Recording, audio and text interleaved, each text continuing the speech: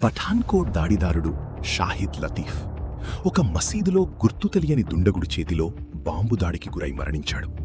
కరాచీలో IC-814 hijacker Zahoor Mistry హతమయ్యాడు. ఒక గురుద్వారా బయట Canadian Khalistani Nijjar హత్యకు గురయ్యాడు. హాఫిజ్ సయీద్కు కుడిచేతి వాటమైన అబ్దుల్ రెహమాన్ స్వర్గస్థుడయ్యాడు. ప్రదేశం, సమయం వేరైనప్పటికీ మరణానికి కారణం మాత్రం గుర్తు తెలియని దుండగుడు. 2014కు ముందు భారతదేశం ఎన్నో దాడులను ఎదుర్కొంది.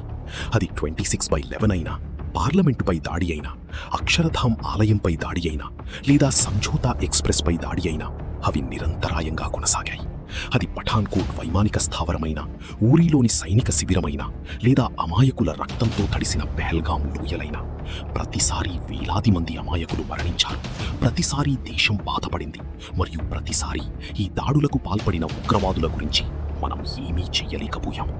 కొన్నిసార్లు అమెరికా ఒత్తిడి అడ్డువచ్చింది, కొన్నిసార్లు మన సొంత వైఫల్యాలు, మరికొన్నిసార్లు అటువంటి ప్రతిస్పందనకు అవసరమైన రాజకీయ సంకల్పం మనకు కొరవడింది. డోవల్ ఈ ఆపరేషన్ను ప్రభుత్వానికి చాలాసార్లు ప్రతిపాదించారు, కానీ ప్రతిసారీ అది విఫలమైంది.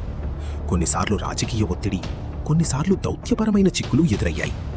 కానీ జాతీయ భద్రతా సలహాదారు అంటే NSA అయిన తర్వాత మొదటిసారిగా దానిని అమలు చేసే అధికారం ఆయనకు లభించింది. అయితే అధికారం పొందడం వేరు, ఆపరేషన్ను విజయవంతం చేయడం వేరు. అటువంటి పనికి సరైన సమయం, సరైన వ్యక్తులు, సరైన అవకాశం అవసరం.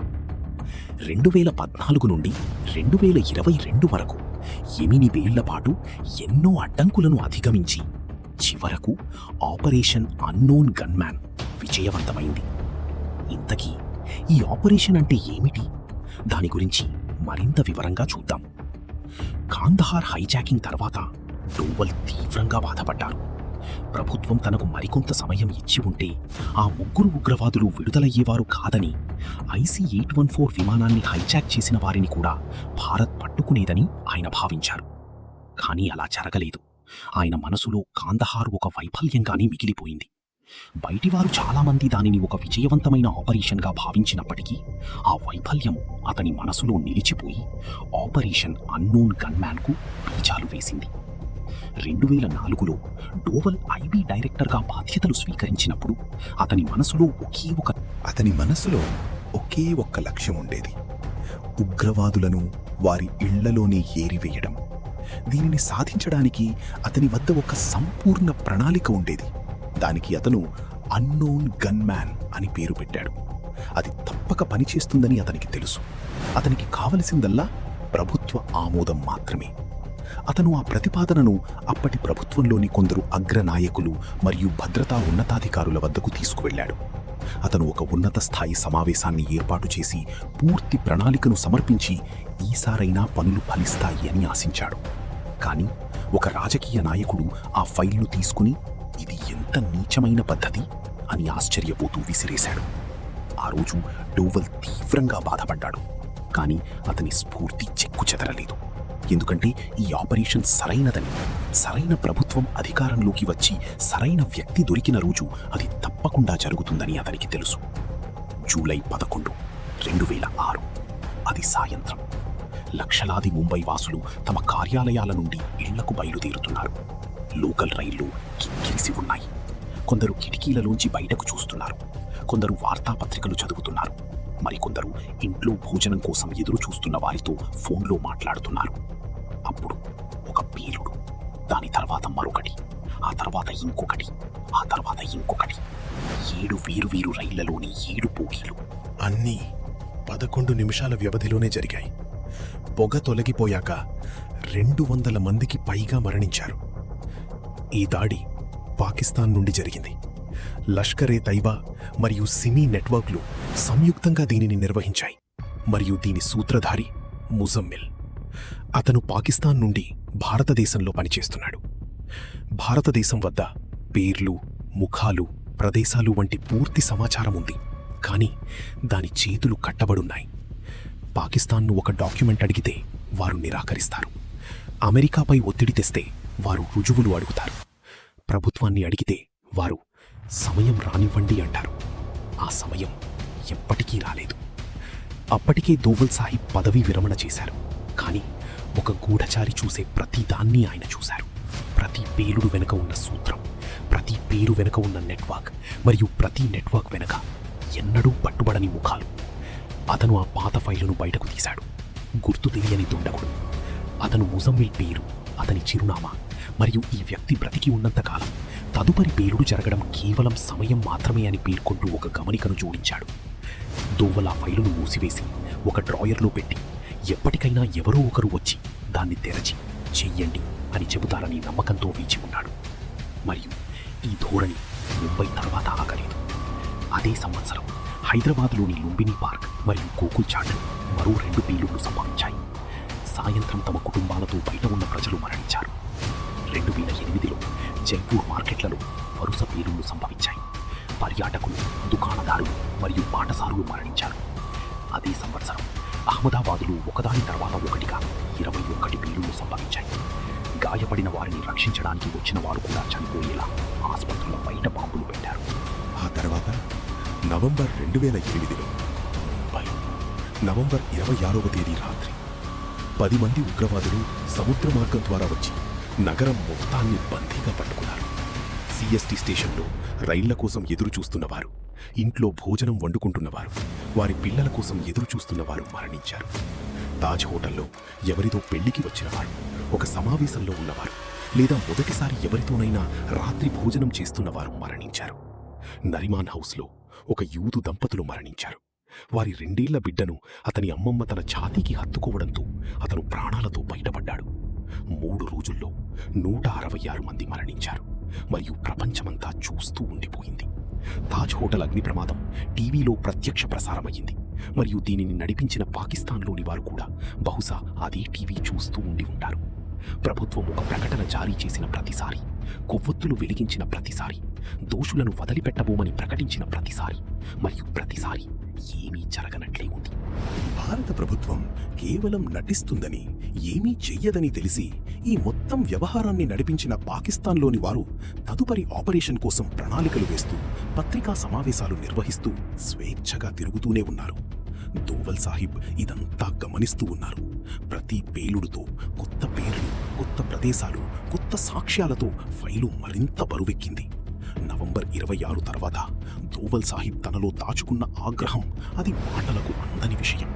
ఒక గూఢచారి చూసే ప్రతీదీ అతను చూశాడు. అతనికి ప్రతి పేరు, ప్రతి ప్రదేశం తెలుసు. అయినా ప్రభుత్వం ఒప్పుకోకపోవడంతో అతను నిస్సహాయంగా నిలబడ్డాడు. చివరి ఆశతో అతను గుజరాత్ చేరుకున్నాడు. ఆ సమయంలో మోదీ గుజరాత్ ముఖ్యమంత్రిగా ఉన్నారు మరియు దోవల్ ఆయనతో ఒక సమావేశాన్ని ఏర్పాటు చేశారు. రహస్యంగా, కేవలం వారిద్దరి మధ్య మాత్రమే. ఫైళ్లు లేవు, కార్యాలయాలు లేవు, 3వ వ్యక్తి ప్రమేయం లేదు. మోదీ సరే అన్నారు. ఆ సమయంలో దోవల్ తాను ఏళ్లుగా సేకరించిన ప్రతి విషయాన్ని పంచుకున్నారు. ప్రతి ఉగ్రవాది పేరు, వారి స్థానం, వారి నెట్వర్క్ మూలాలు మరియు తన మనుషులు అప్పటికీ అక్కడ ఉన్నారనే వాస్తవం. కావలసిందల్లా ఒక సంకేతం మాత్రమే. గంటలో పని పూర్తవుతుంది. మోదీ అదంతా నిశ్శబ్దంగా పేజీగా చూస్తూనే ఉన్నారు. తర్వాత ఆయన తల పైకెత్తి, మరి ఇది ఇంకా ఎందుకు జరగలేదు అని అడిగారు. దోవల్, కేవలం మాకు ప్రభుత్వం మద్దతు లభించలేదు అని చెప్పారు. గదిలో కాసేపు నిశ్శబ్దం నెలకొంది. తర్వాత మోదీ, ఎన్ని చర్యలు అవసరమైనా సరే ఈ ఆపరేషన్ జరుగుతుంది అని అన్నారు. ఆ రోజు నుండి మోడీకి దోవల్ సాహిబ్కు మధ్య ఒక బంధం ఏర్పడింది. ఆ బంధం ఆ తర్వాత ఆయన శత్రువుల వెన్నులో వణకు పుట్టించింది. దోవల్ సాహిబ్ తన జీవితాంతం చాలా తక్కువ మందిని నమ్మేవారు. కానీ ఆ సమయంలో ఆయన నమ్మిన ఏకైక వ్యక్తి మేజర్ విక్రమ్ సింగ్ రాథోర్. ఆ తర్వాత మోడీపై దాడిని కూడా నివారించిన ఆపరేషన్ ఆక్టోపస్ వంటి అనేక ప్రధాన ఆపరేషన్లకు నాయకత్వం వహించిన విక్రమ్ ఆయనే. కానీ ఆ సమయంలో వారు పటంలో పేరు లేని ఒక ప్రదేశంలో, ఒక చిన్న గ్రామానికి సమీపంలో ఉన్న నదీ తీరంలో ఉన్నారు. అక్కడ 15 మంది ఉన్నారు. యూనిఫామ్లు లేవు, బ్యాడ్జీలు లేవు, గుర్తింపు పత్రాలు లేవు. కేవలం ఒకే ఒక్క పని, మరియు ఆ పని కోసం ప్రపంచంలోని ఏ సైన్యానికి గాని సంస్థకు గాని లేని ఒక సన్నద్ధత. పుస్తకాలలో చెప్పని విషయాలను విక్రమ్ సాహిబ్ వారికి బోధిస్తున్నారు. జనసమూహంలో ఎలా కలిసిపోయి ఎవరికీ కనపడకుండా ఉండాలి, ఎలాంటి పత్రాలు లేకుండా దేశంలోకి ఎలా ప్రవేశించాలి, ఒక పనిని పూర్తి చేసి అసలు ఉనికిలోనే లేనట్లుగా ఎలా నిష్క్రమించాలి, మరియు ఇతరులకు జీవితకాలం పట్టే నిర్ణయాన్ని ఒక్క క్షణంలో ఎలా తీసుకోవాలి. ఈ శిక్షణ నెలల తరబడి సాగింది. అలసట, నొప్పి, ఒక వ్యక్తిని కుంగదీసే పరిస్థితులు ఎదురయ్యాయి. కానీ ఈ కుంగుబాటు చాలా అవసరం. ఎందుకంటే వారు చేయాల్సిన పనిని కుంగిపోయిన వ్యక్తులు కాదు, తీర్చిదిద్దబడిన వ్యక్తులు చేస్తారు. ఈ 15 మందికి ఇల్లు లేదు, గుర్తింపు లేదు, తెలిసిన పేరు లేదు. వారికి కేవలం దేశం పట్ల అభిరుచి, ప్రభుత్వాలు చేయలేనిది తాము చేస్తామని నమ్మకం మాత్రమే ఉన్నాయి. వీరి అజ్ఞాత గన్మెన్ సంవత్సరాలుగా భారతదేశానికి వ్యతిరేకంగా కుట్రలు పన్నుతున్న ఉగ్రవాదులను అంతం చేయడానికి ముందుకు వెళ్ళింది కూడా వీరి. ఆ రోజుల్లో దోవల్ సాహిబ్ తన ఫౌండేషన్ ద్వారా పనిచేస్తున్నారు. ఆయన నివేదికలు రాస్తూ, పదవీ విరమణ చేసిన అధికారులను కలుస్తూ, దేశం లోపల వెలుపల ఏమి జరుగుతోందో, కళ్ల ముందు కనిపిస్తున్నప్పటికీ నిర్లక్ష్యం చెయ్యబడుతున్న ముప్పు ఎంత తీవ్రమైనదో విధానకర్తలకు వివరించడానికి ప్రయత్నిస్తున్నారు. ఆ ఫౌండేషన్ కార్యాలయానికి మాజీ సైన్యాధిపతులు, పదవీ విరమణ చేసిన గూఢచార అధికారులు, వ్యూహకర్తలు వంటి ప్రముఖులు తరచుగా వచ్చేవారు. ప్రతి సంభాషణలోనూ వినిపించే ఒకే మాట: భారతదేశానికి జ్ఞానం, సామర్థ్యం ఉన్నాయి, కానీ సంకల్పం లేదు. దోవల్ సాహిబ్ ఆ సమావేశాలను నిశ్శబ్దంగా వింటూ నోట్స్ రాసుకునేవారు. ఆయన మాట్లాడినప్పుడు ఆ సమయం వస్తుంది అని మాత్రమే అనేవారు. కానీ ఆయన మనసులో ఒక విషయం మాత్రం దృఢంగా నాటుకుపోయింది: ఈ ప్రభుత్వం ఉగ్రవాదానికి వ్యతిరేకంగా ఏమీ చెయ్యదు. ఇప్పుడు కాదు, ఎప్పటికీ కాదు. ఎందుకంటే దాని దృష్టి అంతా ఓట్లు, అధికారం మరియు తెర వెనుక ఒప్పందాలపైనే ఉంది. కాబట్టి దేశ ప్రజలకు చైతన్యం వచ్చేంత వరకు, తమకు ఏమి జరుగుతోందో మరియు వారి మౌనం ఎంత నష్టదాయకమో వారు అర్థం చేసుకునేంత వరకు ఎటువంటి మార్పు సాధ్యం కాదని ఆయన గ్రహించారు. ఫౌండేషన్ ద్వారా ఆయన అప్పటి వరకు కనపడని పనిని ప్రారంభించారు. సరైన వ్యక్తులకు ఖచ్చితమైన సమాచారాన్ని అందించడం, ప్రతిస్పందనను కోరే జాతీయ చైతన్యాన్ని సృష్టించడం మరియు దాడులను సహించడం దేశభక్తి కాదని, ప్రతిస్పందించడంలోనే దేశభక్తి ఉందని నిరూపించడం. 2011లో ఒక అల ఉద్భవించింది: అవినీతి వ్యతిరేక ఉద్యమం. ఆ ఉద్యమం అవినీతికి వ్యతిరేకంగా సాగింది, కానీ దాని మూలంలో సంవత్సరాలుగా పేరుకుపోతున్న ఒక అలసట ఉంది. ప్రతి విస్ఫోటనం తర్వాత ప్రభుత్వం కొవ్వొత్తులు వెలిగించి విషయాన్ని కొట్టిపారేసినప్పుడు, న్యాయంపై ఆశలు అడియాశలైన ప్రతి క్షణం తర్వాత, మరియు ఎలాంటి ఉద్దేశం లేకుండా చేసిన ప్రతి ప్రకటన తర్వాత, లక్షలాది మంది ప్రజలు తమ ఇళ్లను విడిచిపెట్టారు. ఢిల్లీ, ముంబై లేదా చిన్న పట్టణాలు అనే తేడా లేకుండా ప్రతి నగరంలో నిరసనలు జరిగాయి. మొట్టమొదటిసారిగా అచంచలమైన ఒక స్వరం వినిపించింది. ఎందుకంటే అది ఏ ఒక్క పార్టీ స్వరం కాదు, అది సంవత్సరాలుగా అలసిపోయిన సామాన్యుడి స్వరం. ఆ ఉద్యమంలో విభిన్న నేపథ్యాలు, విభిన్న ఉద్దేశాలతో ఎందరో ముందుకు వచ్చారు. కానీ అందరిలో ఒకే ఒక్క విషయం ఉమ్మడిగా ఉంది: ఇక చాలు. ఆ అల సద్దుమణిగింది, కానీ అది మేల్కొల్పినది నిద్రావస్థలోనే ఉండిపోయింది. ఆ చైతన్యమే పునాది వేసింది. దాని ఆధారంగానే 2014లో ఒక కొత్త ఆలోచన, ఒక కొత్త సంకల్పం, ఒక కొత్త ప్రభుత్వం ఆవిర్భవించాయి. ఆ కొత్త ప్రభుత్వంతో పాటు సంవత్సరాలుగా ఒక డ్రాయర్లో మూలన పడి ఉన్న డోవల్ పాత ఫైల్ కూడా బయటకొచ్చింది. ప్రతిసారి దానిపై ఇప్పుడు వద్దు అని రాసి తెరవాల్సి వచ్చేది. ఇప్పుడు దాన్ని తెరవడమే మిగిలింది. 2014 తర్వాత డోవల్ జాతీయ భద్రతా సలహాదారు NSA అయినప్పుడు ఆయన మొదటి పని ఆపరేషన్ అన్నోన్ గన్మ్యాన్ను ప్రారంభించడం. కానీ ఆయన ఫైళ్లను తెరచి క్షేత్రస్థాయి నివేదికలను చదివి తన సిబ్బందితో మాట్లాడినప్పుడు ఇంతకు ముందంత స్పష్టంగా లేని ఒక విషయం స్పష్టమైంది: బయటి శత్రువు కంటే అంతర్గత శత్రువే ఎక్కువ ప్రమాదకరం. పాకిస్తాన్లో ఉన్న ఉగ్రవాదులను హతమార్చడం ఒక పని, కానీ వారికి భూమి, డబ్బు, ఆశ్రయం మరియు నిఘా సమాచారాన్ని అందించే భారతదేశంలోని నెట్వర్క్ ఉన్నంతకాలం బయటి ముప్పులను ఎంతగా ఎదుర్కొన్నప్పటి ఆ పని అసంపూర్ణంగానే మిగిలిపోతుంది.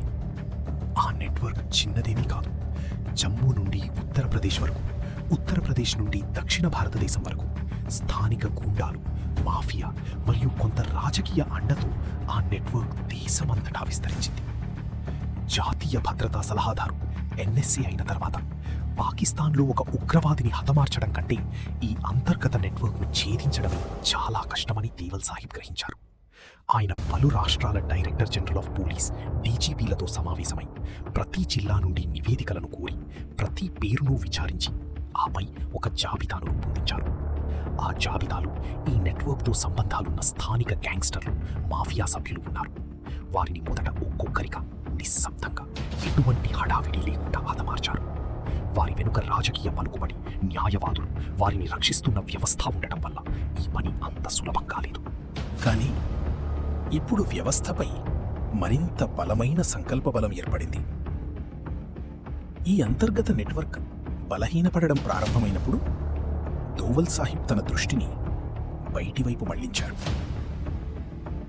ఈలోగా దోవల్ సాహిబ్ ఫైళ్లు మరింత మందంగా మారుతూ పోయాయి. 2019 ఫిబ్రవరిలో పుల్వామా ఘటన జరిగింది. ఒకే దాడిలో 40 మంది సిఆర్పిఎఫ్ జవాన్లు అమరవీరులయ్యారు. ఇది యావత్ దేశాన్ని దిగ్భ్రాంతికి గురిచేసింది. పఠాన్కోట్ జరిగింది. వైమానిక స్థావరంపై దాడి జరిగింది. సైనికులు అమరులయ్యారు. మరియు మరోసారి ఇంతకాలం సమాధానం దొరకని అదే ప్రశ్న. దోవల్ సాహిబ్ అంతర్గత నెట్వర్క్ను చాలా వరకు ఛేదించారు. కానీ సరిహద్దును పూర్తిగా నియంత్రించడం అంత సులభం కాదు. ఎందుకంటే సరిహద్దుకు అవతలి వైపు ఉన్నవారు నిరంతరం కొత్త మార్గాలను కనుగొంటూ, కొత్త వ్యక్తులను పంపిస్తూ, ప్రతిసారి ఒక కొత్త గాయం చేసి వెళ్ళిపోయేవారు. ప్రతి దాడి తర్వాత ఫైల్లో ఒక కొత్త పేరు చేర్చబడేది మరియు ఆ పేరు అజ్ఞాత గన్మెన్ కోసం సృష్టించిన జాబితాలోకి వెళ్ళేది. డిసెంబర్ 3, 2021 దోవల్ సాహెబ్ ప్రధానమంత్రిని కలిశారు. 2004 నుండి ఆయన వద్ద ఉన్న చాలాసార్లు పైకి పంపబడి ప్రతిసారి వెనక్కి వచ్చిన ఆ ఫైల్ ఆ రోజు బల్లపై ఉంది. ప్రధానమంత్రి దానిని చూసి కాసేపు ఆలోచించి ఆమోదించారు. ఆ రోజు నుండి అజ్ఞాత గన్మ్యాన్ తన పనిని ప్రారంభించాడు. ఎలాంటి హడావిడి లేకుండా, ఎలాంటి వాదన లేకుండా ఒక్కొక్క పేరును, ఒక్కొక్క ప్రదేశాన్ని ఎంపిక చేసుకుంటూ వెళ్ళాడు. గాలిలోంచి కూడా సమీపించడానికి అనుమతి అవసరమయ్యి సంవత్సరాల తరబడి ఎవ్వరికీ కనపడకుండా ఉండిపోయిన సొంత దేశ ప్రభుత్వం కూడా పట్టుకోలేని ఉగ్రవాదులు ఒక్క దెబ్బతో హతమయ్యారు. ఇప్పటి వరకు 60 మందికి పైగా ప్రధాన ఉగ్రవాదులు హతమయ్యారు. ప్రదేశం వీరు, సమయం వీరు, కానీ మరణానికి కారణం మాత్రం గుర్తు తెలియని దుండగుడు. ఇది ఎలా జరిగింది, ఎవరు చేశారు, ఎక్కడ జరిగింది తెలుసుకోవాలనుకుంటే కమెంట్లలో మాకు తెలియజేయండి. జై హింద్.